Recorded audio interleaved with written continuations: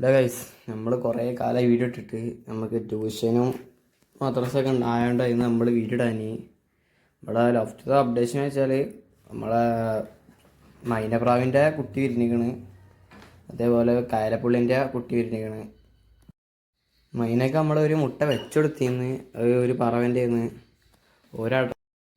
ഒരട ഇരിക്കണ കണ്ടപ്പോൾ നമ്മൾ വെച്ചെടുത്താണ്. ഇതാണ് ആ ജോഡി.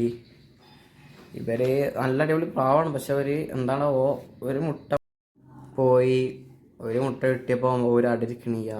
പിന്നെ നമ്മൾ എന്ത് കാട്ടി, നമ്മൾ വേറെ പ്രാവിനെ വെച്ചെടുത്ത് പോരിരുന്ന്.